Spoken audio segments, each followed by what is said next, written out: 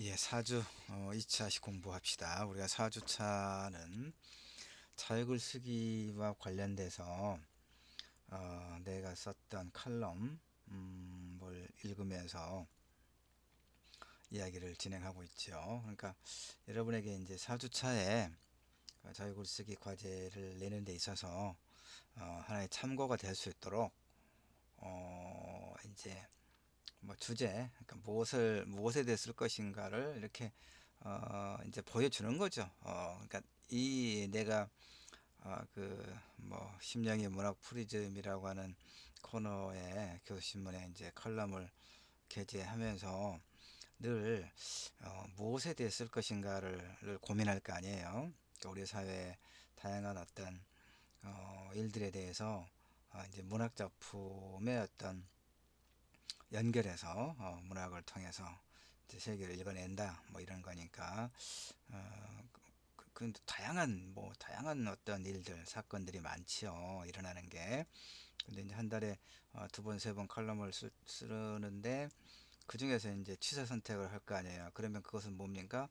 그 글쓴이의 글쓴이가 관심을 가지고 있는 그런 주제를 선택을 하겠죠. 그러니까 여러분도 이 4주 1, 2, 3차 시에 내가 보여주고 있는, 같이 읽고 있는 이 칼럼들을 통해서 참고해서 여러분의 관심사항을 자유글쓰기로 한번 써보란 얘기예요. 그러니까 관한 것인가, 무엇에 관한 글인가, 무엇과 관련해서 지금 여러분에게 이제 보여주기 위해서 1, 2, 3차 시 이렇게 수업 자료를 만들어서 같이 보는 거고요. 그 다음에 어떻게 쓸 것인가는 이제 계속 이야기해 나가는 거죠. 예.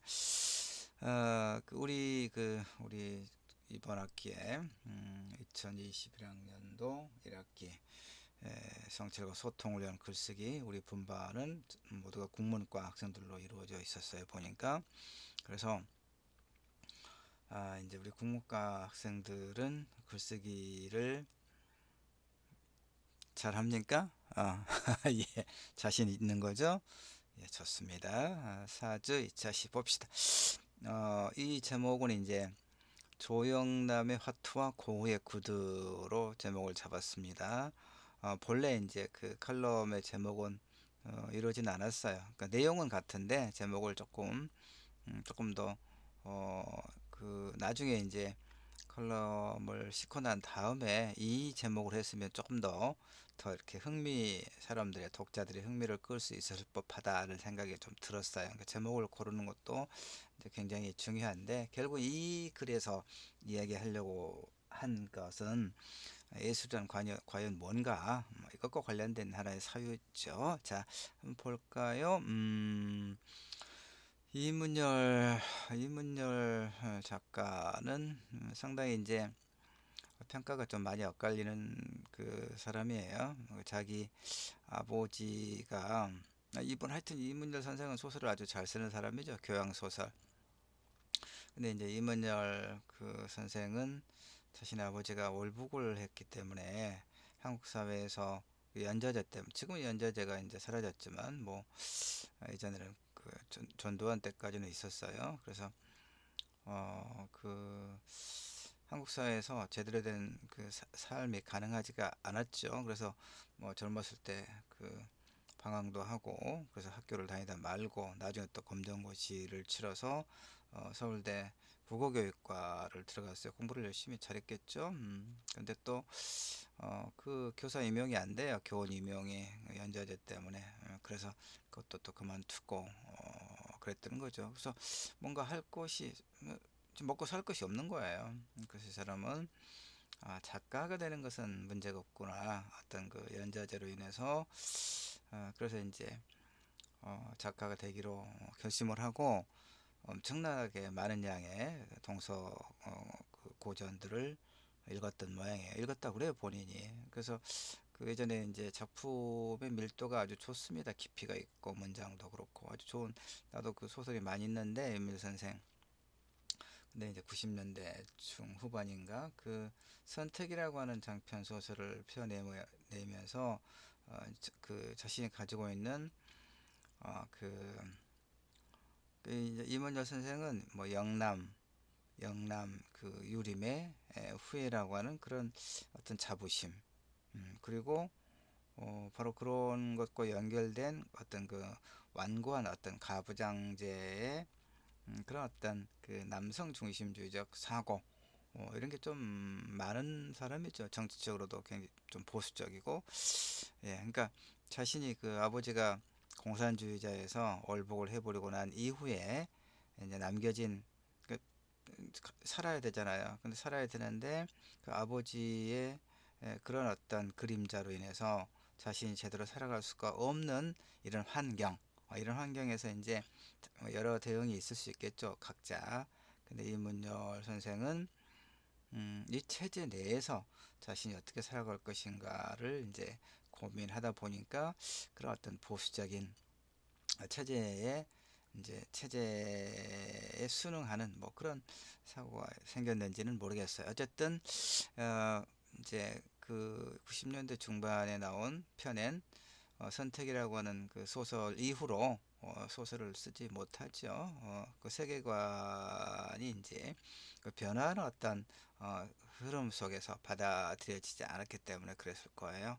어쨌든 근데 금시조라고 하는 소설은 굉장히 뛰어난 예술가 소설입니다. 그 이청준 선생이 소위 이제 예술가 소설을 뭐 많이 썼는데 이문열 선생도 그래요. 금시조는 굉장히 뛰어난 예술가 소설입니다. 단편이긴 한데, 자, 이문열의 단편 소설 금시조는 예술에 대해서 서로 상반되는 견해를 가진 스승과 제자의 갈등을 통해서 예술을 바라보는 올바른 관점에 대해 질문하고, 그런 소설이에요. 여러분 아마 고등학교 문학 시간에 공부를 조금 했을 법해요.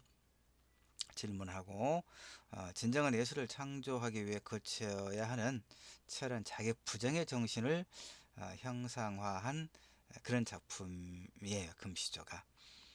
이청준 선생의 단편 소설 서편제에서는 떠들이 소리꾼이 자신의 딸이 잠든 사이에 두 눈에 청강수를 넣어 일부러 두 눈을 멀게 하죠. 그렇게 함으로써 좋은 소리를 얻을 수 있다고 믿어서 그런 거죠. 글쎄요, 좋은 소리, 한이 맺힌 그런 소리를 얻기 위해서 두 딸의 두 눈을 일부러 멀게 했다.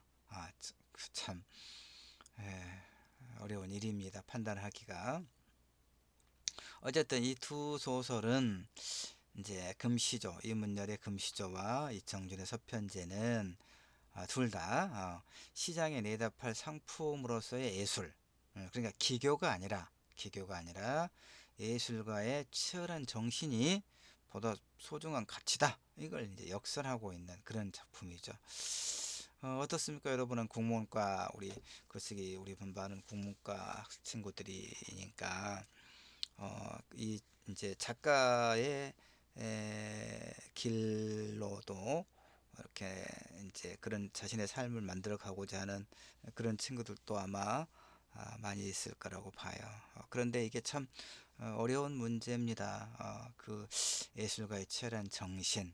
그런데 이제 그것이 이 자본주의 시장 체제, 출판 자본주의 시장 내에서의 그런 시스템에 올라타야 되는 문제까지 겹치면 참 쉽지 않은 문제이긴 합니다만은 뭐 그런데 어쨌든 이제는 이제 그러니까 금방 내가 이야기했던 것처럼 뭐 자본주의 출판 시스템 이런 이야기 했던 것처럼 예술에 대한 저 완강한 언설들, 그러니까 여기 기교가 아니라 예술은 기교가 아니라 예술과 치열한 정신이 보다 소중한 가치다라고 하는 이제 이런 말들은 사실 고루하게 취급되고 있지요.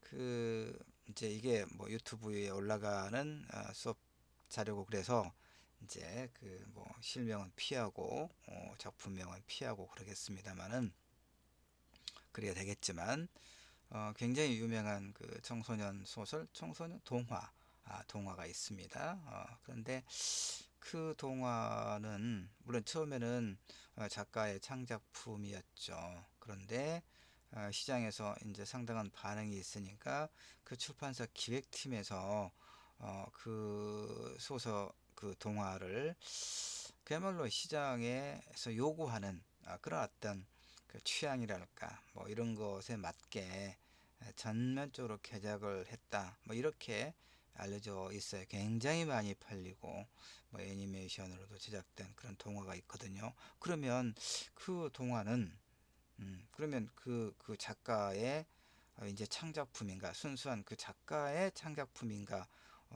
좀 애매해지기 시작하죠. 자, 다시 본문으로 돌아가서 봅시다. 화투 그림 시리즈를 그래서 유명해진 어느 대중가수가 대중가수가 누군지 알죠? 대중가수가 이제 이건 아마 작년도에 작년 레슨 작년 가을쯤 쓴 실린 글일 거예요. 어쨌든 뭐 시기가 중요한 건 아니고 그래서 대법원으로부터 그러니까 1심과 2심에서는 유죄였다가 나중에 대법원에서 최종적으로 이제 무죄로 확정됐거든요. 사기 혐의에 대해서.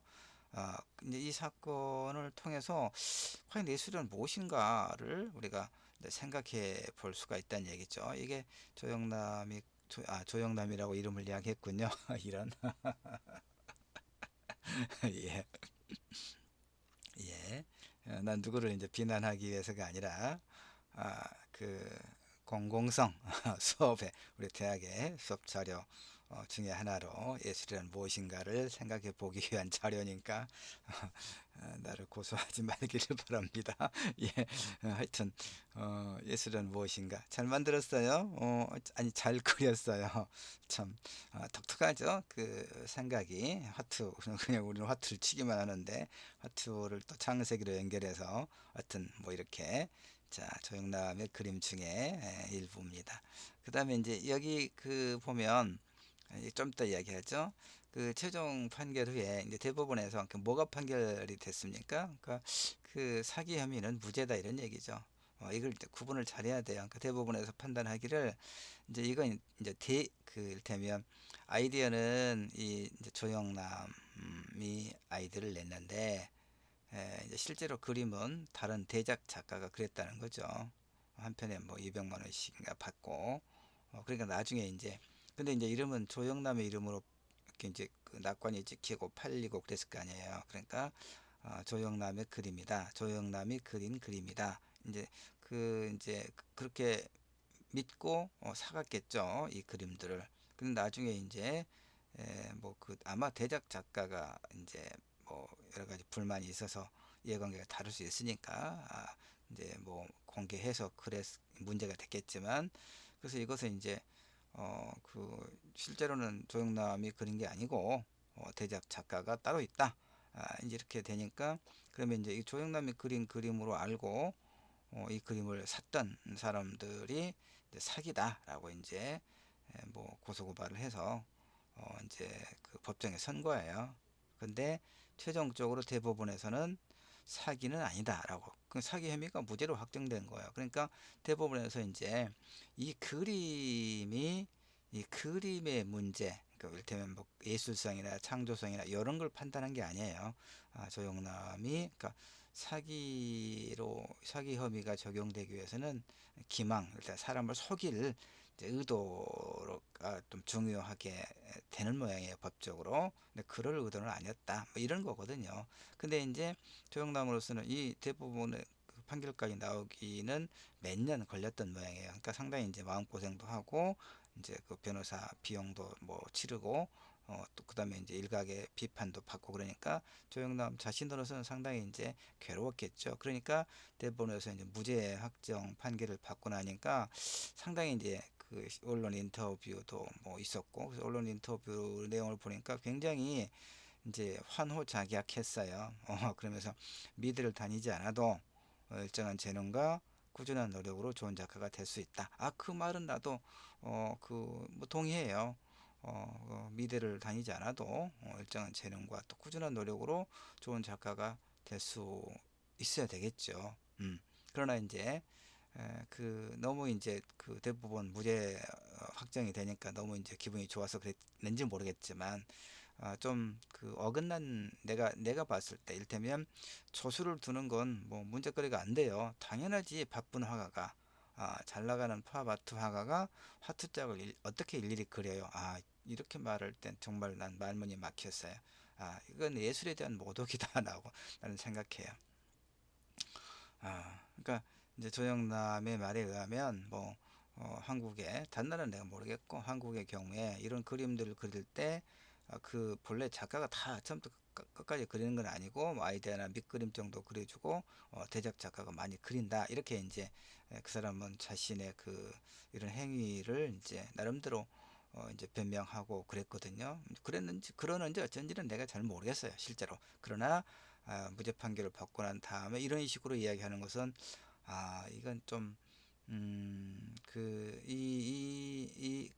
이런 행위에 대해서 비판, 이를테면 이렇게 하지 않고 처음부터 끝까지 자신의 그림을 자신의 어떤 어떤 노력으로 그리는 그런 화가들도 작가들도 많이 있을 것 아니에요. 이제 그런 사람들이 들을 때는 얼마나 기가 막히겠어요. 이런 말들이.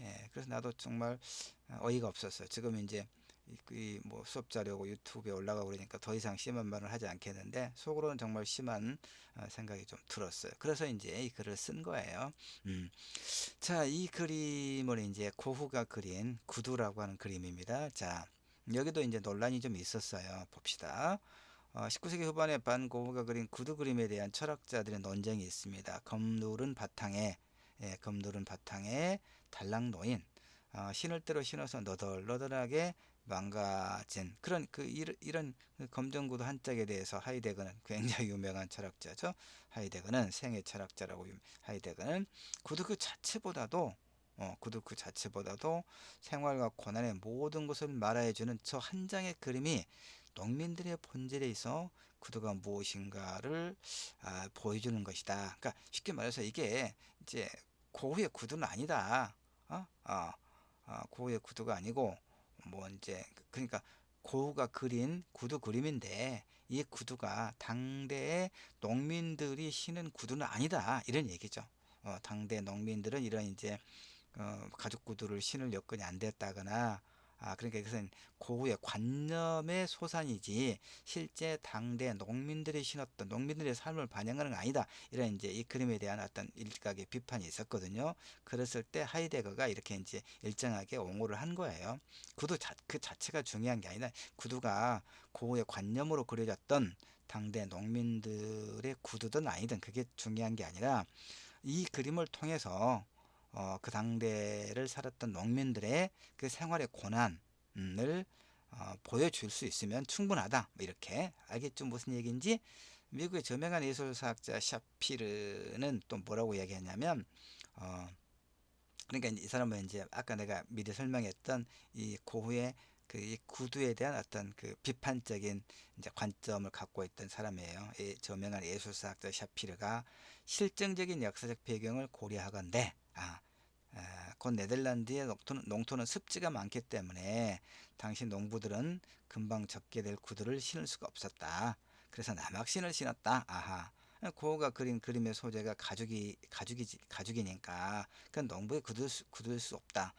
그래서 구두는 농부의 것이 아니라 고흐 자신의 것이다. 이렇게 이제 주장했다 이런 얘기예요. 그러니까 하이데거의 고흐 작품 구두에 대한 해석은 그 이제 그 하이데거의 주관적 상상과 전원 취향을 뒤섞은 해석일 뿐이다라고 미국의 저명한 이제 예술사학자 샤피로가 그렇게 비판했다. 이런 논쟁이죠. 철학 논쟁입니다.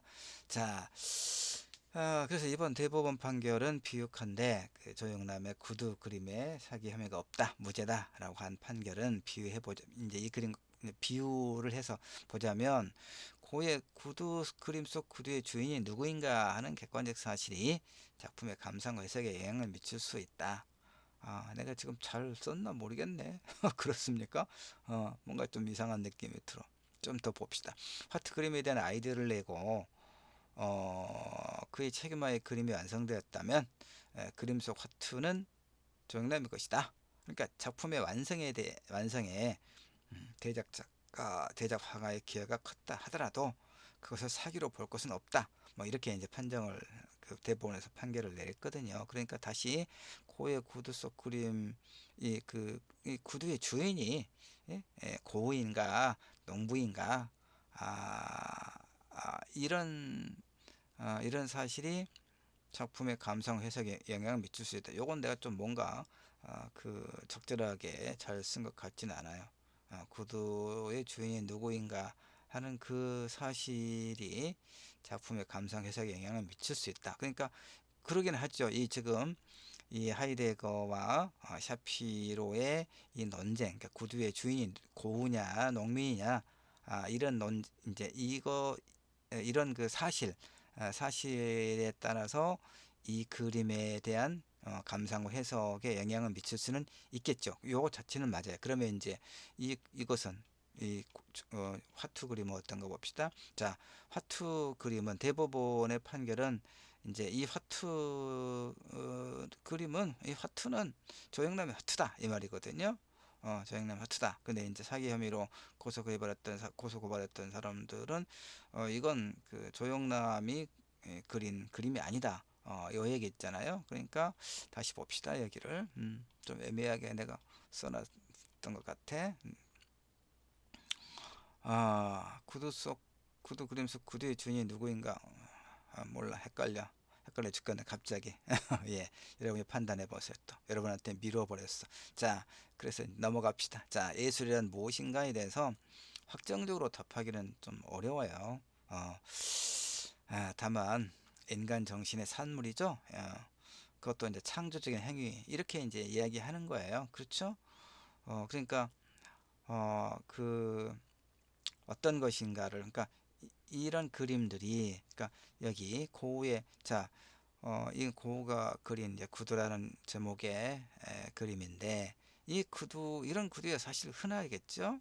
그 다음에 조영남이 그린 이 화투 이제 그림도, 이 화투도 뭐 얼마든지 뭐 흔한 하나의 어떤 어떤 흔한 어떤 것인데, 이제 이 화가가 그 흔하디 흔한 어떤 물질을, 어떤 그 대상을 소위 창조적인 아이디어를 통해서 하나의 이제 작품으로 형상화해 낸 거죠.